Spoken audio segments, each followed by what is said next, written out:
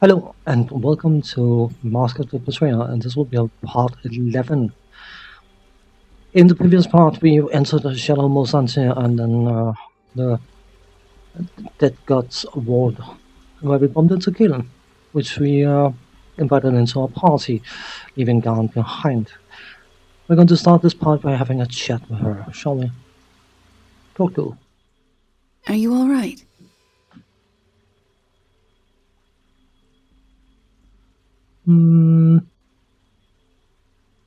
Is there some reason you're looking at me like that? Your curse worries me. I did not notice it when we first met, but now that we've spent some time together, I can feel its presence within you, as if your hunger is testing my spirit as well. You need to learn more about this curse, and soon. I fear for you, for all of us, if your power grows further.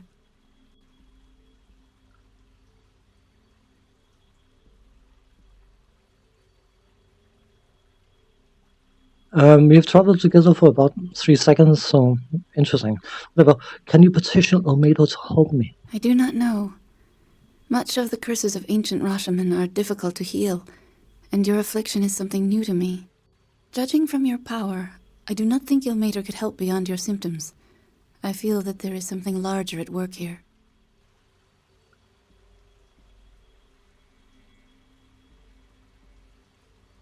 Very well, then I'll need to seek help elsewhere, then. I would only feed when necessary. To inflict your curse on others does not seem just.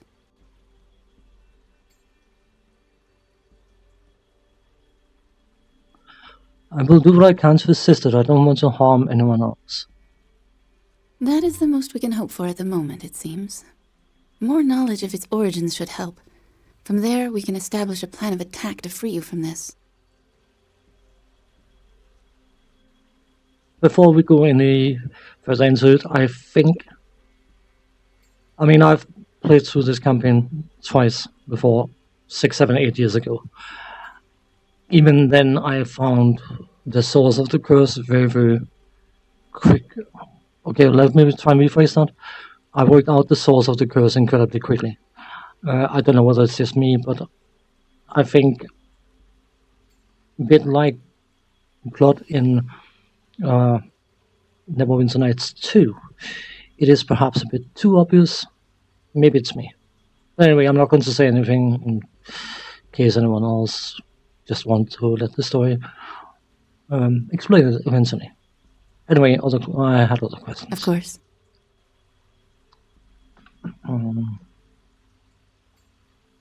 So you're from the upper planes? I come from the slopes of Celestia. My heritage is evidenced in my wings and my eyes. Your eyes are unusual. They are a mark of my heritage, yes. There is much I can see, and much I cannot. And my eyes see that your journey to the Shadow Plane was not your first trip through Shadow. My eyes can perceive the spectrum of planes at times, even if the array of colors is lost on them.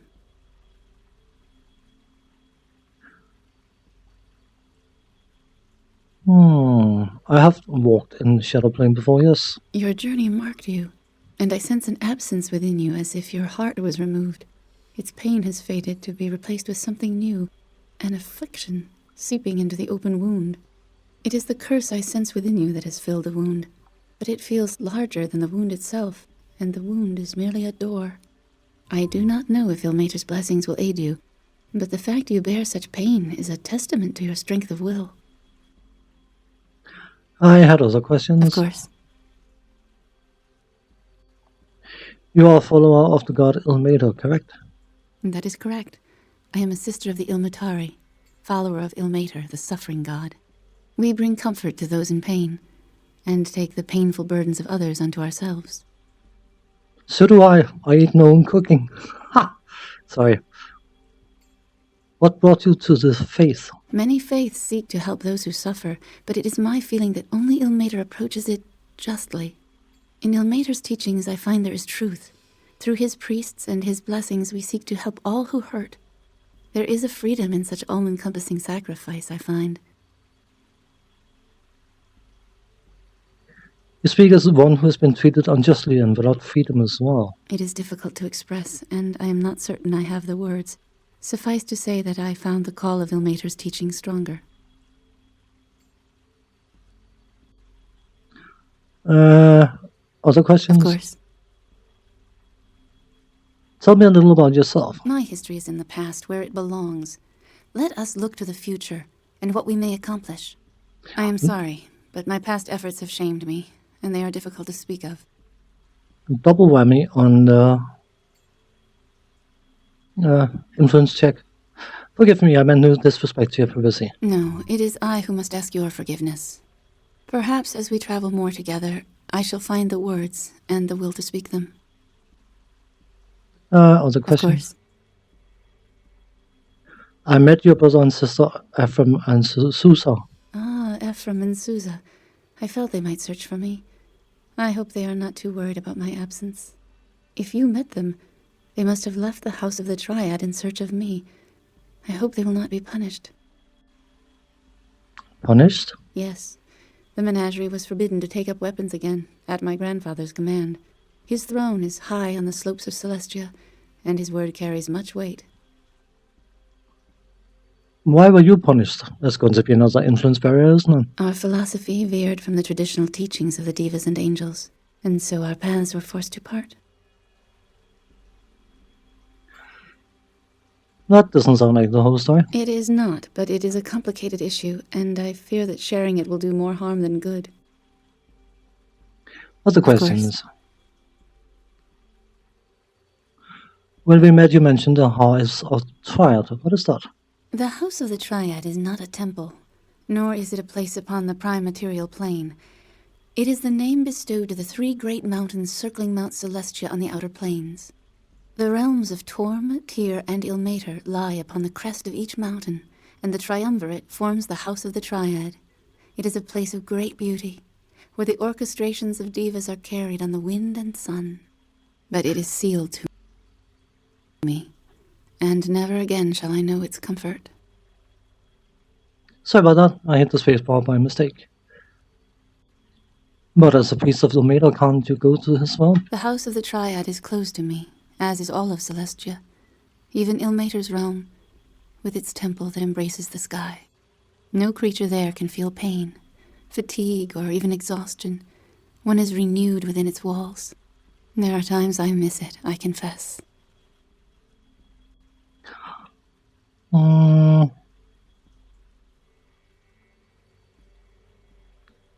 That must be suffering in itself. To comfort the suffering is at the heart of Ilmater's beliefs, and it extends to his disciples as well. I thank you for your sympathy. To show compassion for others brings one closer to my God and those we seek to heal. Other questions? Of course.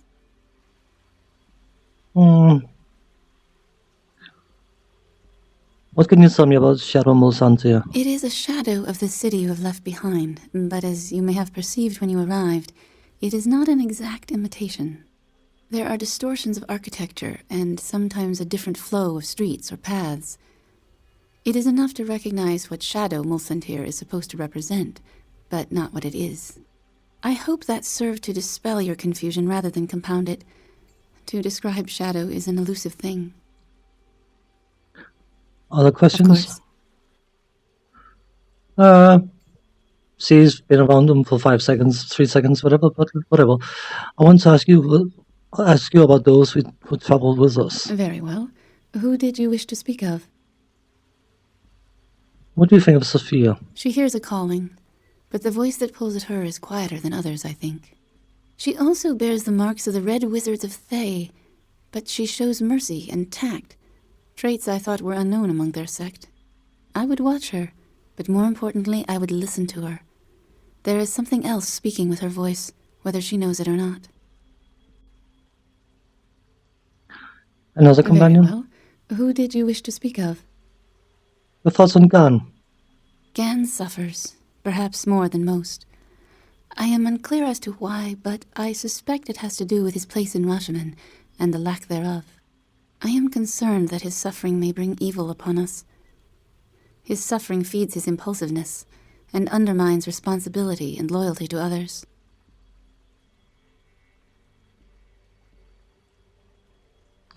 I'll keep an eye on him. Do not judge him on my words. That was not my intent. I will not say that Gan will not help us. only that his help is likely to be swifter when it benefits him as well. Do not underestimate your own abilities to sway him either. He watches your actions more carefully than he admits, and with your presence as an example, I think there is great potential for healing him. What do you think about a Very bear well. god? Who did you wish to speak of? He is an ancient spirit, one of the beast gods. I know too little of the culture of Rashomon to speak more. But in showing mercy, you have gained a powerful ally, and a loyal one. Of course.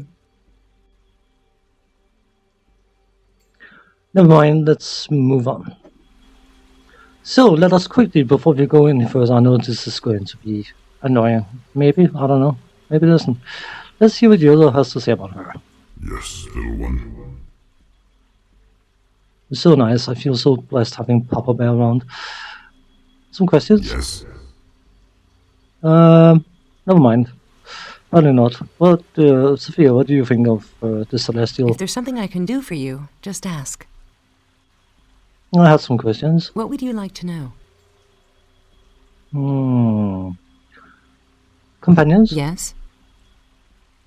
What do you think of Kaelin? That servant of... I've never trusted people of faith. They live their lives divorced from reason. Kaelin is no exception. You can hear in her voice a terminal innocence. If you told her that faith would feed her, she'd happily starve to death and die in prayer. But you should disregard my prejudice toward the faithful. I trust her, and so should you. She is, in her very blood, a creature of devotion and integrity. Let's discuss something else. What would you like to know?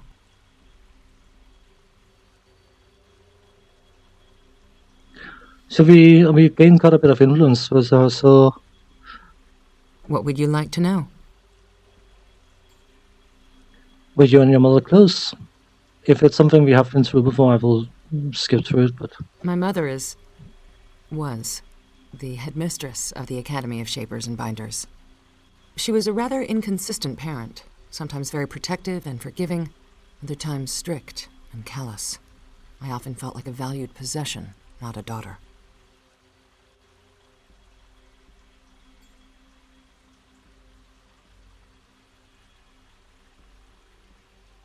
With all the troubles at your academy, why are you here with me? This could be a dicey one. I want to know more about the voices you're hearing. For as long as I can remember, I've heard whispers, words, shouts, and mutterings, sometimes at a deafening pitch, sometimes so quiet I barely notice. But it's clear that I'm the only person hearing them. For a very, very long time, I thought the voices were a sign that my mind was peculiar at best and fatally unhinged at worst. And before you ask, no, the voices have never taken control of me or forced me into action.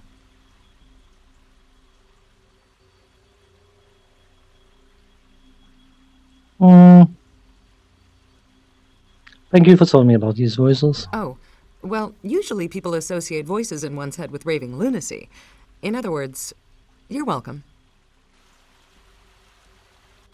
What do the voices usually say? Most often, gibberish. Fragments of words. Sentences so quiet they might as well be a mumble. Still, there is an occasional bit of guidance, dissuading me from foolish mistakes, or warning me when an unscrupulous classmate is trying to deceive me. What do you think is the cause of the voices? I've tried every divining cantrip, every scrying spell in the Academy library, and they've told me nothing. The voices seem to be coming from both within and without. I'd like to discuss something else. What would you like to know? Tell me about the Red Wizards. I think there was a path that was influence blocked. The Red Wizards are some of the most talented. Nearly every ruler and authority figure in Thay swears allegiance to the Red Wizards. We are usually judged as tyrants first, and mages second. You seem more of a scholar than a tyrant. I am an instructor at the Academy of Shapers, and most people assume that we're all disciples of one secretive school. But there are hundreds of academies. What would you like to know? That's all I need to know for now. So, let us see. Yes. This is Noel. Okay. He's neutral. To me, my allies, I shall lead. Step Good on with you. me. Come on. Follow along. After this, let's quick sniff and then see what trouble we can get into. Likely quite a bit. So what have we got here? You know what? I need to pause and I need to check the map, I think. Okay, we have one way. That is the vault. Aha. These the mosaic, I think it's called, is very old, picked out in gleaming tiles of black and grey. It depicts a ferocious battle scene, a swirling melee of humans, fiends, and others that you cannot make out. Your eyes turn to a figure that stands nearly in the center of the battle, facing a towering fiend. His sword is raised above his head, bright silver, that unmistakable shape. It is the sword. It is the sword that you know, the sword of Gis. Do you know the blade? The figure holding it is Akashi, sometimes known as Akashi the Betrayer, for leading revolt against his own god. His blade was said to be a sword of silver. Its surface flowed like water over allies and friends, but it would wound the spirits of any enemy it touched. Examine the mosaic more closely. Each of the tiny figures has been created with great care, representing human and demi-human warriors, fearsome devils, winged celestials, and a single horned dragon. Oddly, you have difficulty determining who is fighting whom. Some humans seem to be allied with the devils, while others oppose them. The Swordbearer is clearly fighting against the devils, but so are the dragon, the celestials, and many of the humans. A strange company of allies indeed. Very, very similar to the strange company of allies I had in Neverwinter Nights 2. Mosaic is endlessly fascinating to look upon. Its ferocious battle continues as running melee of mortals and fiends. As always, your eyes are drawn to the central figure who bears the sword of Gis. Okay, go.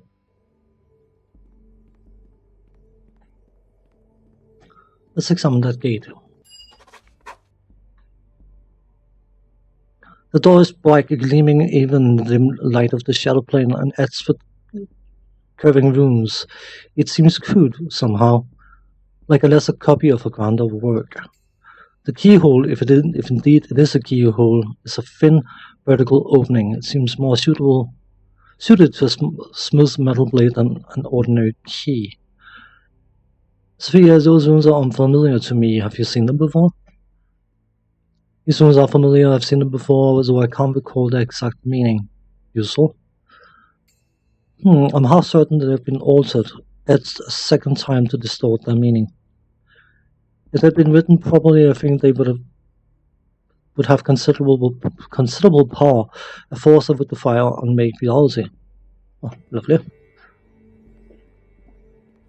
Unmake my life.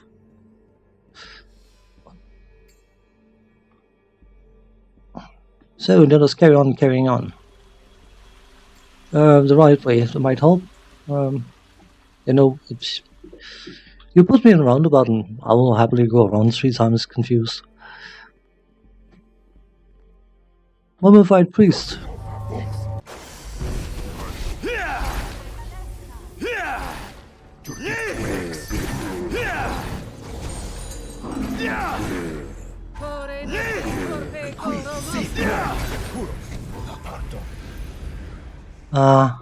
Did we kill it?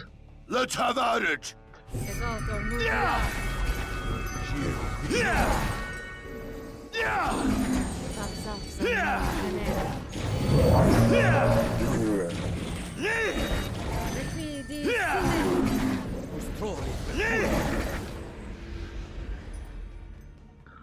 Aha. Go. It is such being the class that I am, which is of course Paladin and Red Dragon Disciple, is cool. But when you're turning undead, your undead turning ability your level modified by a dice roll that's using your charisma as a modifier to determine the strength.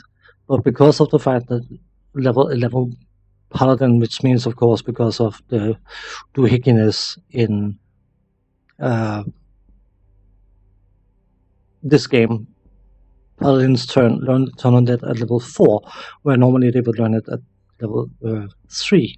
So they basically turn like a cleric of the same level, but 3 levels lower, which probably didn't make any sense. But if a level 20 paladin, it will turn like a level 17 cleric normally, but in this game it will be a 16 cleric.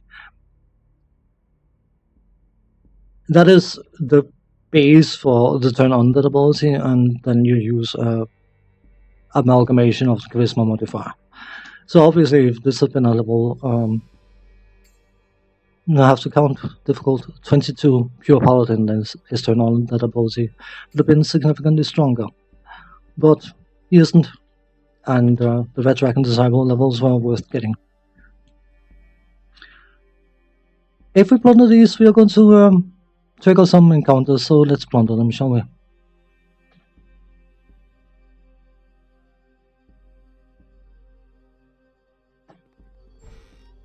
Bloodstone, some money. Dread Wraith.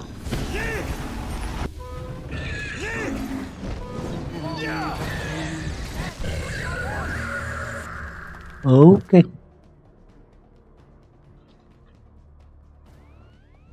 Some remains. Money.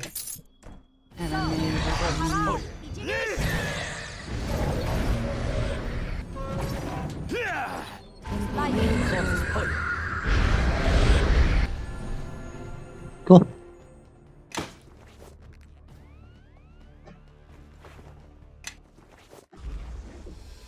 What have we got here? Ah, these guys. Sorry about that editing cut. I was going to call this an episode, but then I realized I had a few more minutes to go, so... The scratching in the air. They are the spirits of the scribes, still penning Merkel's scriptures, even in death. This can probably go on for a few more minutes, hasn't it? The bookcase looks nearly bare, as if anything of value was either sacked or hastily moved somewhere else. What few tomes remain are decayed and ruined. Yeah, well, there's a gong. Let's gong the gong. The gong is tarnished and ancient. Its surface is etched with a procession of robed scribes carrying the scrolls and books of their trade. As the sound of the gong reverberates, several ghostly scribes materialize throughout the scriptorium. Cool. I'm fairly sure these bookcases are identical. Ghostly scribe, we want to speak to in men's book. I think this massive book is filled with a strange handwritten script. It seems to be a list of items or names. The writing looks very familiar, as if you should be able to read it, but you can't, nor can you turn the pages of the book, which suggests that some kind of enchantment is in effect. Well, there should be Chief Scribe. Let's speak to the Chief.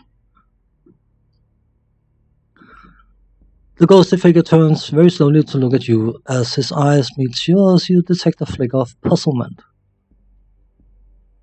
A tale of deception is writ plain upon your soul, supplicant, and you are both the deceiver and the deceived. You will not find truth within these walls, but when you see the lies what they are, you will turn to us, I think.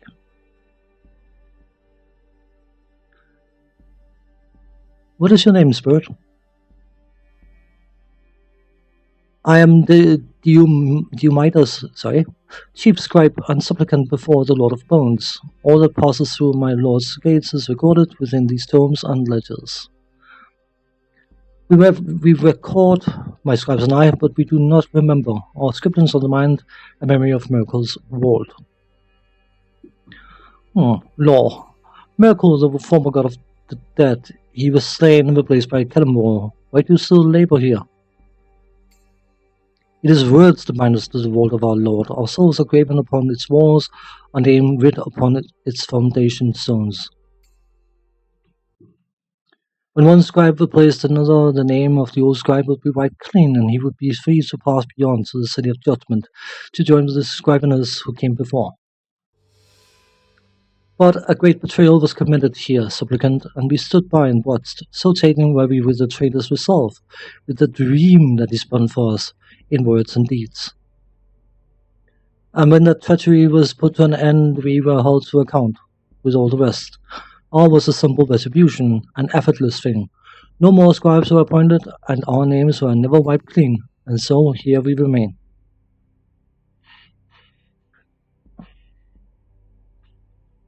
Inside, you're talking about the Betrayer's Crusade, aren't you? That is what we called our treachery, yes, a pretty mask to hide an ugly face. Who was the traitor? Akachi, high priest of the temple, is called by some the betrayer, led a great host against the city of judgment. For the love we bore him, we shut our eyes to his treachery, and for that reason we stand before you now. But you are mere bystanders, your punishment hardly fits the crime. Albeit you do not know the nature of the treachery. We've always held that our punishment was just and deserved, and we will speak no more of it. What is contained within the vault? All that is recorded in our letters you will find in the chambers below, ancient tomes, prisoners, and the treasures of the faith. What ancient tomes are stored here? I don't know what we got hit by, but we got hit by something. Every book of the faith was brought to the scriptorium and copied by my scribes or by those who preceded us. All were delivered into the archive below to be tended by our mummified remains after our souls ascended to the city of judgment. Nothing of us was wasted. Go below and perhaps you will find even my corpse supplicant. Prisoners were housed in the vault. Many enemies were made to disappear, supplicant. Those who defiled our Lord's faith, necromancers who practiced crafts forbidden even by our church. And the depraved, murderers and worse, delivered to our gates by the witches of Molsantia. Such was the price of building this wall on their softened ground. We disposed of the worst of their race. All were imprisoned in the endless dark below, never to emerge until death took them, and their bodies were sent to the furnace. You say there's treasure below? Yes, much was stolen by those who betrayed our faith and employed in the battle against our God, but some no doubt remains. I'd like to talk about something else. And speak, supplicant, we bound our fallen lord to listen. How to unlock the door to the lower level? Our high priest held a key. I do not know his fate. It's not recorded in our ledgers. I'm seeking a scroll, the Lamentations of the Dead. Will I find it here? The ghost turns to his massive ledger and is silent for a time, his eyes narrowed, mouthing words to himself. Whatever language he's speaking seems somehow familiar, yet you cannot quite comprehend the words. Yes, the scrolls contain the archives below. Now, there's something very, very important here. We can say, die for our spirit, and he's going to make a mockery of us, but we can devour his spirit.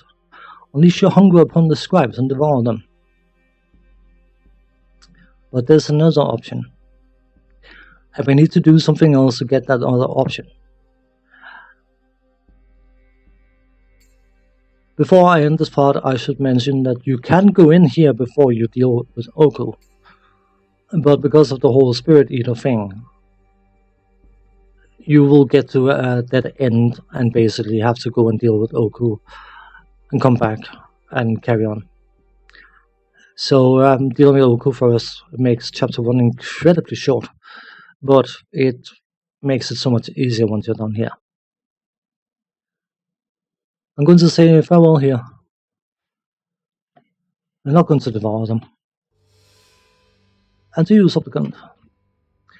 Well, I'm going to end this part here, and when we come back, we are going to explore the rest of this temple thing and see what we can work out.